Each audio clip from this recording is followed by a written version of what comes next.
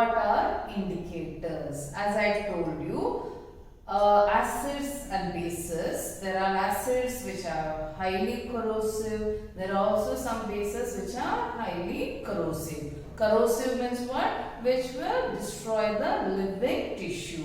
So we can't go around, taste or touch and feel whether it's an acid or a base. So how to make out an acid from a base? So what we have to do? We need some substances which will help us to identify or help us to distinguish, differentiate an acidic solution from a basic solution. Such substances which will help us to identify or differentiate or distinguish between a acid or basic solution, such substances are called indicators. So what are indicators? Indicators are substances which will help us to identify an acid or a base and a base. Okay, so they are called indicators. So there are two types of indicators we have. One is natural indicator, other one is man-made indicator.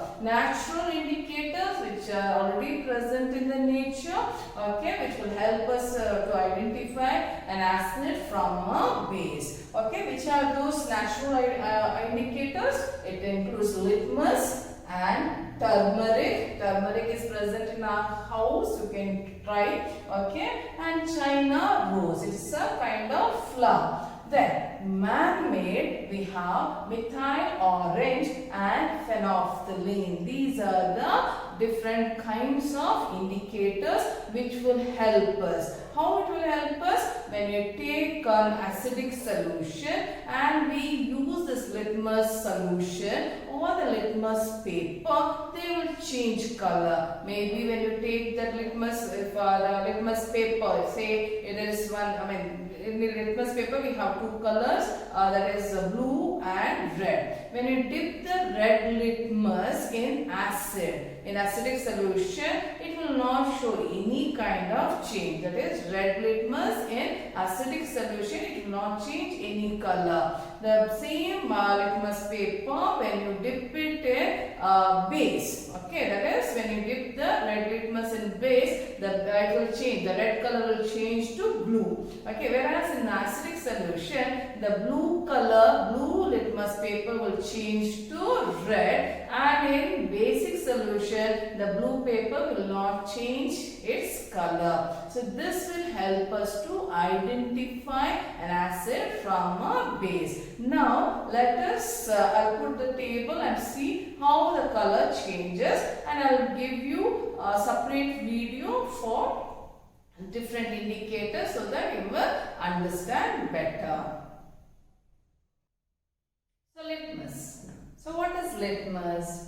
Litmus is an indicator. This litmus solution is obtained from lichen, or we say lichen. Lichen is an organism belonging to group Thallophyta. It's a algae group. Okay, so it is obtained from the lichen, or we can say lichen. So it is actually purple in color. The litmus solution is purple in color, and this litmus solution, when we add it to acidic solution, when litmus solution is added to acid or acidic solution, that is, you take hydrochloric acid or citric acid or oxalic acid, acetic acid, the vinegar, when you take this litmus solution, when you put it in acidic solution, it will turn to red. Okay, acid, it is colorless. Vinegar you have seen, acetic acid, it is colorless, right? So that will change to red in color. Then the same litmus solution, when it is added to base, you just take that choline, or we take washing powder solution, okay, it will change to blue. So we can identify an acid from base. You can differentiate the acid from a base. And same litmus solution, they have put it in a paper, and we get as paper, litmus paper, and we have two types. One is blue color, blue litmus paper, other one is red litmus paper. So what is the change here? same change. In acid, the blue litmus paper will change to red, and the red litmus paper, when you dip it in acid, there is no change. Okay, right? So blue litmus paper in acid, it will be turn into blue, and the same blue litmus paper you dip it in a base, so there is no change. Then you take red litmus paper and dip it in acidic solution. There is no change in its color, and when red litmus is dipped in base, it will change to blue. In acid, blue litmus will change to red. In base, the red litmus will change to blue. Okay, that's how we can identify. Now let us see what changes see when we take turmeric. Okay, so what will happen when we take turmeric? Turmeric, you know. So turmeric is there in your kitchen, right? It is yellow color powder. So in what will be the change of turmeric in acid and base? You take turmeric and mix it with water, and that if you just use it on lemon juice, it remains as it is. It will be having the same color. There is no change. When you take turmeric and you put it into acidic solution, there is no change. The color remains as it is, as yellow color only. But when you use it with the base, with the base, what will happen? It will turn to red. Especially now, you know, this is the puja time, right? You have seen after puja they do that aarti and all, and they put that turmeric, and the turmeric will turn somewhat dark red in color, right? That is nothing but the action of turmeric. Actually, turmeric, and they also put this one. What is the calcium hydroxide? They put it in that water. So what will happen? The reaction takes place, and the turmeric will help in changing the color. Okay, so in base, the turmeric will change its color to red. From yellow, it becomes red. Okay, because turmeric has a substance called curcumin that will help in changing the color. Next, China rose. It's one kind of flower. You have seen that flower. What we have to do, we have to take that flower and you have to nicely, you have to crush it and put it in warm water and leave it for some time. It will leave the color solution. That colored liquid, when you put it in the acid, it will change to dark pink or magenta color, or when you put it in base, it will turn to green color. And you know, you have seen even red cabbage.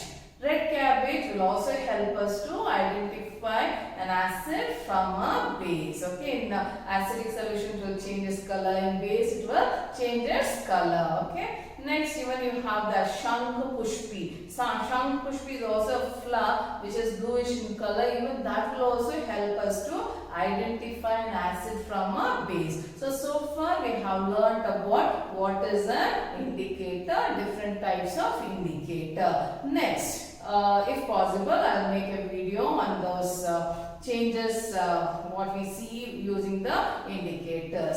Next, we move on to the next one, that is neutralization. So I told you in the beginning how salt is formed. How salt is formed? A salt is formed due to action between acid and base. When acid and base will react with each other, the base will neutralize the property of acid, and acid will neutralize the property of base. That is, you know very well. See, acid will turn blue litmus to red. Okay, blue litmus to red. That's the property of acid. When it comes to base, base will turn the red litmus paper, red litmus to blue. Now what we do? Imagine, let me take in a test tube dilute hydrochloric acid. Let me take. Okay, I have taken dilute hydrochloric acid. Okay. Now, what I'll do, I'll take one more indicator. Now, I'm going to take the man-made indicator called phenolphthalein. Okay. I'll take this phenolphthalein indicator and I'll add few drops of this phenolphthalein indicator. Okay. When I add this phenolphthalein indicator, there is no change in the color of the dilute hydrochloric acid. Now, what I'll do, I'll take equal amount of sodium hydroxide. Now, what is sodium hydroxide? Sodium hydroxide is a base. This is an acid and hydroxide is a base. When I add that base, what will happen? It will turn to pink color. Okay. When I put that sodium hydroxide into acid, it will, into the solution containing into the test tube containing dilute hydrochloric acid, it will turn to pink. Then again, if I add some drops of hydrochloric acid, again it gets neutralized. Okay. So what is neutralization reaction? It is a reaction between an acid and a base which will neutralize the property of an acid and base. Okay. And resulting in the formation of salt and water. That is called neutralization reaction. Okay. So that will help in the formation of salt. Okay. How salt is formed now? Salt is formed when an acid reacts with the base. When an acid reacts with the base, it forms salt and water. Okay. So our common salt, that is sodium chloride, common salt. Okay. So that common salt is formed when hydrochloric acid reacts with sodium hydroxide. We get our common salt, that is sodium chloride, and water is formed. That is how a salt is formed. Okay. Not only this one, we can take any other salt. Okay. Say for example, let me take sulfuric acid. So H2SO4 is sulfuric acid.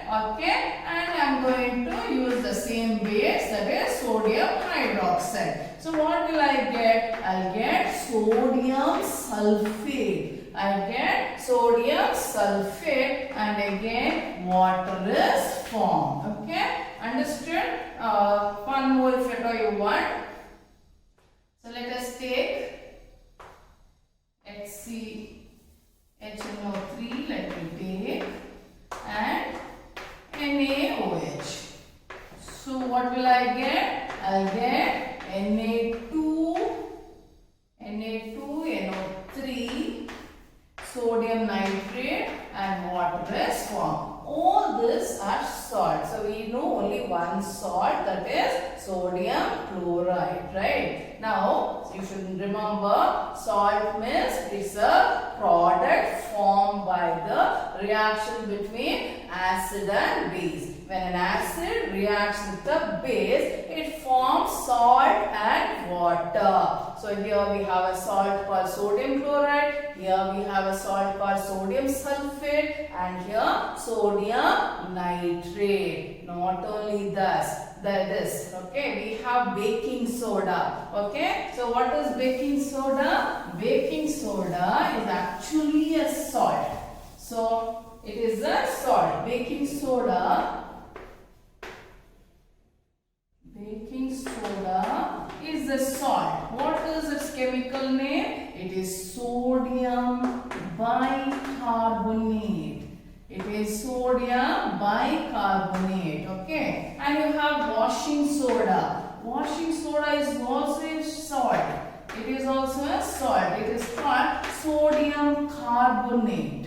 Sodium carbonate. Okay.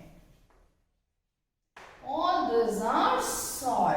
Okay. Right. And it is formed by the action of acid and a base. Okay. Sodium bicarbonate, sodium carbonate. These are all salt. Okay. So this salt may be, it may have a, usually it is bit, like it may be tasteless, okay, or it may have bitter taste, or it may have a salt taste, okay. Sodium bicarbonate has bitter taste, okay. So the salt may be, it is salty in taste, it may be bitter in taste, sometimes it is neutral in taste, okay. Understand?